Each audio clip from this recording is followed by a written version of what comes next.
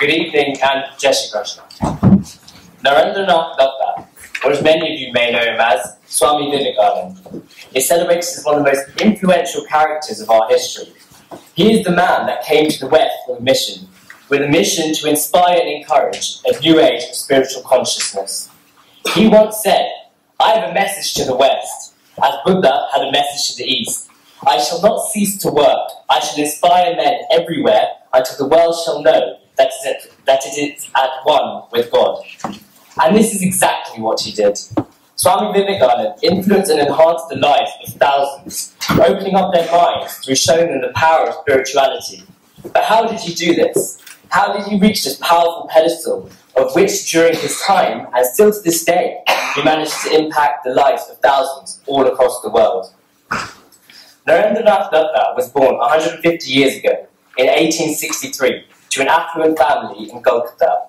His father, Vishwanath Datta, was a successful attorney, and his mother, Bhuvaneshwari Devi, was a loving and devoted mother. Throughout his childhood, Narendra was a very happy boy. He excelled in his studies and spent his spare time playing in the streets with his friends.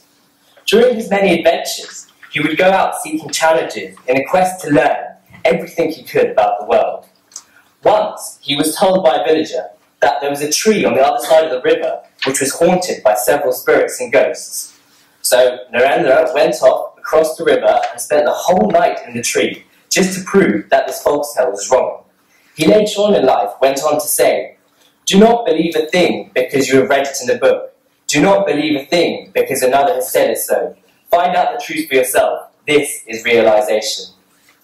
Narendra went on to further his education at college, and during this time, he joined the Brahma Samaj. This was a Hindu social reform organization that questioned and protested against some of the orthodox practices of Hinduism. Dissatisfied with simple intellectual excellence, Narendra became drawn in by the idea of God.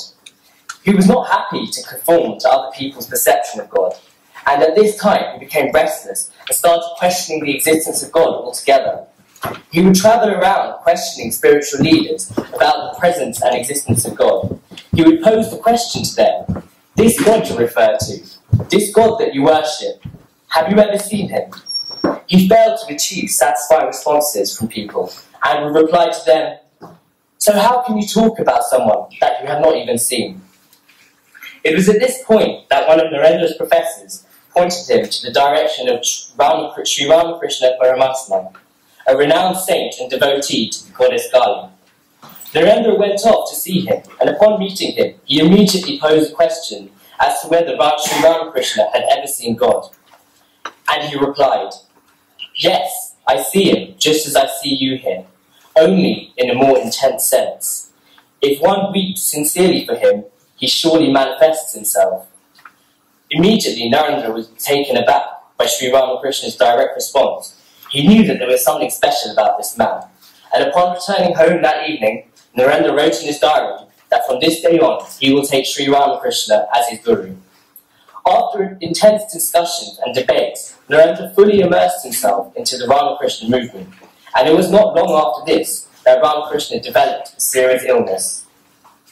On his deathbed, he handed orange robes to Narendra and the other disciples, and it was after this that Narendra decided to set up and lead the Ramakrishna mission and moved on to sannyasa and took up the name Swami Vivekananda.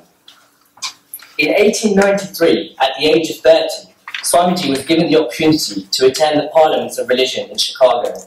He took up this opportunity and then spent the next few years travelling to the far corners of America and Europe as the messenger of Indian wisdom to the Western world.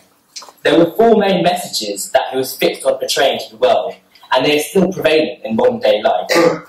The first message being a new understanding of religion.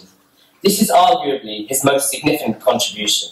He said that religion is a universal experience of transcendent reality, common to all humanity regardless. Many people to this day say that religion and science are contradictory. However, Swamiji disagreed. He said that religion is as scientific as science itself.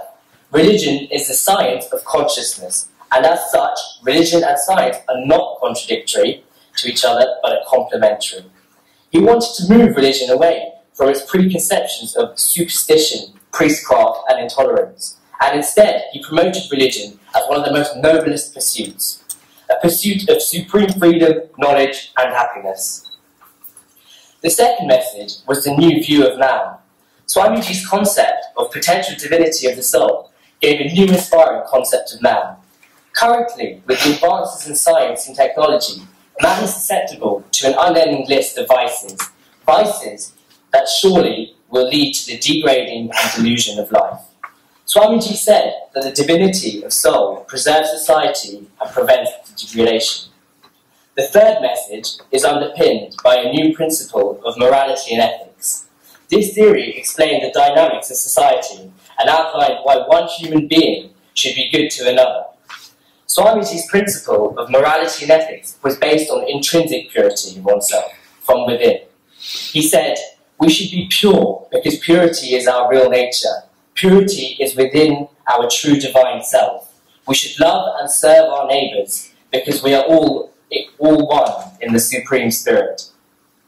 Swamiji's final contribution was to build a bridge between the Indian culture and Western culture. He made the Western world realise that there is so much to be learned from Indian spirituality, and it will in turn improve their own well-being. Despite the struggle that Swamiji had with helping conquer the backwardness and poverty of India, he proved that India had great contributions to make to the world. In this, he managed to remove India from the isolation that it was in from the rest of the world. He managed to prepare Indian minds and accept and apply the practical living of the West, hence forming a bridge that has only strengthened over the years. And that, ladies and gentlemen, is why we celebrate India's first cultural ambassador to the West and teacher to the world, Swami Vivekananda.